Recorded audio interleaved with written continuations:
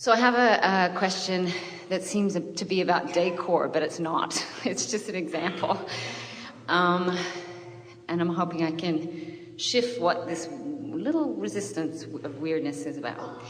So I moved into a great new condo. I have lots of money to do whatever I want with it. And I resisted the initial desire to get it all sorted out and get the art and get the furniture. And I thought, I don't want to do anything in a rush. I don't know.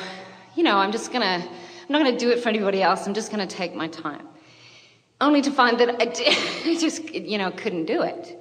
It's this feeling of not knowing what I want.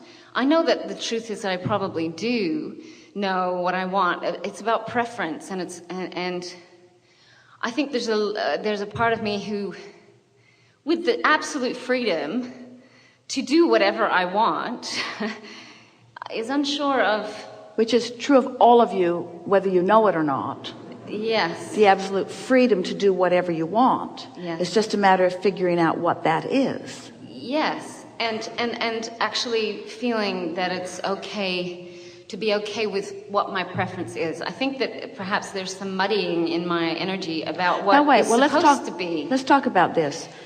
Do you really think it's about questioning your right to choose? Maybe. Or do you just feel like you want to collect more data? Or does it feel like such a big thing that you want to get it right, so you don't want to do something that you have to undo? There's some of that in there. Because those are about the options that most people are grappling with. Right. So you think it is the third one, that it's more like you really want to get it right? Maybe. Now, you said something that was very good. You said, I don't need to do it all at once. Yeah. And that sounded a bit like you were relishing the idea of enjoying the process. Yes. Trying to do it in a way that I haven't done it before, of feeling it out. So how do you usually do it? Well, I haven't usually had the amount of choice that I have. But what did you mean? I want to do it in a way that's different than I usually do it. Well, in the past I would have gone, well, I don't, this is what I can afford and I'll do that and this will work and we'll fit it all together and it kind of pleases me. So your budget limited you, and in the limitation there were fewer choices, which made it easier for you. Yes. So this unlimitedness is freaking you out. Yeah. And and I'm saying it's about decor, but I think it has to do with everything in my life. You're hitting buttons for everyone else as well. In other words, when you're truly understanding that you are unlimited, but let's just soothe that right away. Do you think that's the question that we're asking? If you truly are unlimited, then how do you choose? It's a little bit like the genie and the bottle and the 3 wishes. And one of your wishes is more wishes. And the genie never let you get away with that, but we will. In other words, what about giving yourself that latitude, that you don't have to figure it out? Jerry would say to Esther, in the situation very similar to this, well, if we don't like it, we'll just change it. I know. Esther would say, well, how do I know that this is really what we're going to want? And he would say, well, if we don't, then we'll just change it. And Esther would think, wow. Yeah, it's a concept. Wow. It's a concept, man. You mean I get to keep choosing and keep choosing and keep choosing, and I get to continue to choose, and that maybe I don't have to figure everything out in advance. I can just do the best that I can do from where I am, and then evaluate, and then make another decision. Yeah. I mean, the ideal situation perhaps would be that I just didn't. That is the ideal situation. That is the ideal situation. The ideal situation. To just situation. go with my preferences, not with any plan in mind, and to enjoy the process. We would get to the basis of intentions first. What do you think is the most important component of how a space bees? What matters to you most? Is it the wow factor that others feel when they walk in? Is it the comfort factor that you feel when you live there? Is it the satisfaction of dreaming big and achieving it? What rings your bells the most of those choices? lots of parts of all of the different things. I'm an extremely changeable person. One day it would be one thing, and then next it would be another. So let's take the first one, the wow factor of pleasing others when they walk in. People really have different impressions of what they like. So if you please that one, you're not going to please that one. And if you please that one, you're not going to please that one. And you're not going to please that one. If you please it. And so if you're factoring that in, then you're going to have to pick a motif and then limit your company to those. And so you may want to do a survey and then make it the way the most would like it, so you're not lonely. Now we're being silly, of course, but so that's not what it is. Now here's the question. Can you identify what you want separate from the opinions of others? I think this is the crux of my question, because it feels about identity for me. So can you identify your desire separate from others' opinions about your choices? I can, fleetingly, yes. It's the best question ever, because it's at the crux of what you're all living, no matter what the subject is. Can I separate my opinion from the opinions of others? Can I separate what I really want? So now we're getting closer to the basis of this. So when we ask you these questions, you said, well, it's a little bit of all of those things. But what matters the most in an environment is the way you feel in it. So what are the components of a good feeling environment for you? Color. All right, so we're talking visual. Yeah. So color. Light, space, beauty. All right, so and peace. Now let's get a little more specific. So color, light, space, and peace. Color, light, space, and peace. So you like closed-in spaces or open spaces? Okay. You like lighter colors or heavier colors? Lighter. This isn't so hard, is it? No. So now don't you have a feel for this place? In other words, now that you've opened it up and now that you've sort of colored it the way that you feel good, how do you feel in that place? How does it feel? Does it feel peaceful to you as you think about it? It feels alive. Now put yourself in it and just sort of feel around. How does it feel? It feels exciting or vibrant. Feels vibrant. It feels like a place that you want to be. Yeah. Does it feel satisfying because you've created something that is pleasing to you? Yeah. Now we've left out of the equation all of how it's going to come together. We just fast forward to the feeling of it. But can you feel in the doing of that? You've picked a vibrational spinning grid disc. Vocabulary is evolving, isn't it? You've picked a vibrational spinning grid disc, and it feels, how does it feel? It feels free, it feels possible, it feels easy, it feels fun, it feels exhilarating, it feels inspiring, doesn't it? Yeah. So now let's get that momentum going more. When you focus upon a subject, the specifics of it begin to occur to you, and the specifics as they begin to occur to you is part of the grid filling in. So what we've done here is we poked around.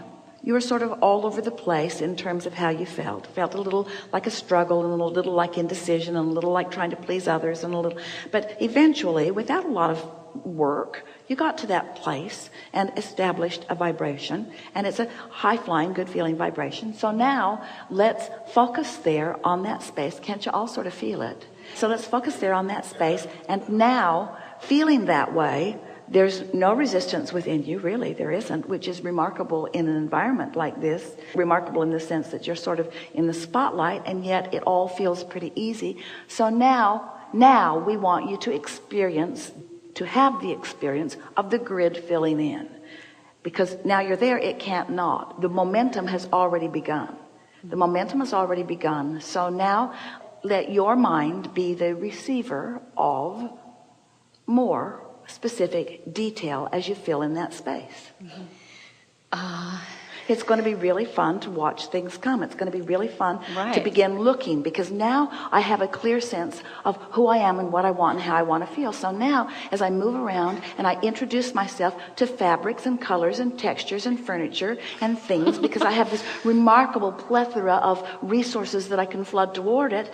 Now, as I move around, I can see, ooh, that fits, not so much that fits, not so much that fits, ooh, not so much that. It's going to be really fun to move through the materials of this world and bring them into my space. Doesn't that feel good? Yeah. It feels different. It feels... Now, don't talk yourself out of No, any I won't. momentum. No. Because in talking about difference, sometimes you Sure. introduce what was there before. So just... No, I get aware of these other energies wanting to come in and pop me out of there of like, I hate doing that stuff. I don't want to search for shit. I hate like, this kind of, I hate shopping. I don't want to do it. But it's because it doesn't come from a joy. Like what I want is it to be a joyful alignment with the things I see around me. You just undid the beautiful work that we had just done together. That's all right, because you never get it done. So now, how are you going to get back there? I'm going to get back there by letting myself enjoy seeing in the world what. So the question what is, fits with me. how far did you dip? Don't go back to the beginning, but how far did you dip in that? Because you were there, you were feeling it, and we don't even want to ask you at what point the vibration took a dip. Just get back to that free feeling space. That free feeling space. I have the resources that I can put toward it. I believe in law of attraction. I know things will come to me. I know what I like when I see it. I know what feels good and what doesn't feel good. I live in a world where everything is available to me. I can just sit in front of my computer and Google, and things will come up, and I can feel whether they feel good. Maybe I'm wanting to start in a central place. Maybe I'm wanting to start with paint color. Maybe the paint color that appeals to me most is pink.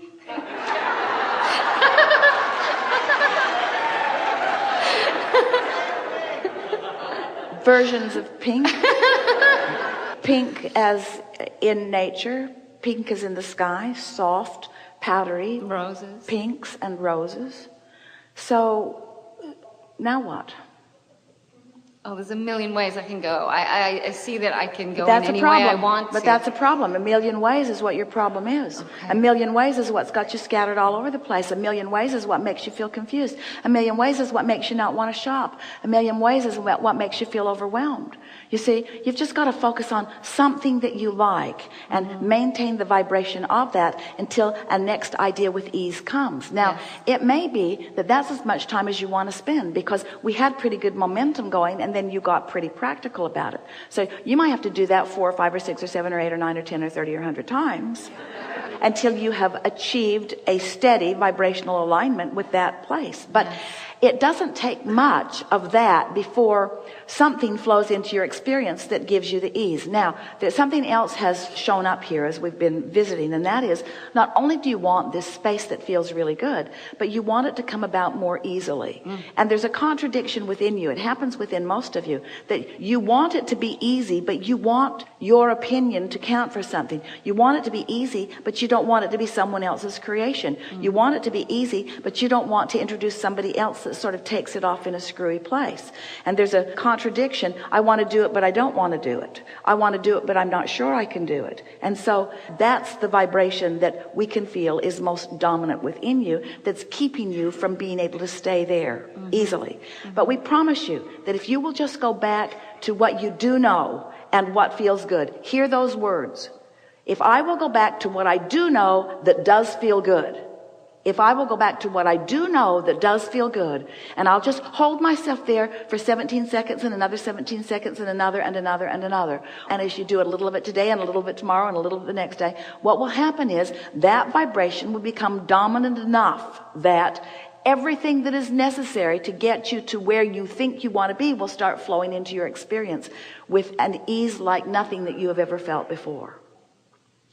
Esther visits with a friend frequently who says, and they are such powerful and important words, this stuff either works or it doesn't. And then she always says, and it works. And that's her way of reminding herself and Esther that you can apply it to everything, that there is no exception. It doesn't sort of kind of work. It doesn't work in everything except decorating. It doesn't work in everything except finding a partner. It doesn't work in everything except financial abundance. It works with everything, but you have to work it. You have to apply yourself. You have to focus in a way that allows it to occur to you. Mm-hmm. And this is what's different from the way most humans have been approaching life. You have to find a way to feel so good that good stuff can flow to you. You can't wait for the good stuff to flow and then feel good in response. You have to find some way, somehow, to feel so good that more good stuff comes. And that's what momentum is. I feel so good, good stuff is coming. Didn't last very long. But I did find it, and I can find it again. And it might take a day or 2 or 3 or 30. It might, but in much less time than you'd learn a computer program. You can shift your vibrational frequency, and everything in your world will shift accordingly. Yeah. Thank you. Yeah.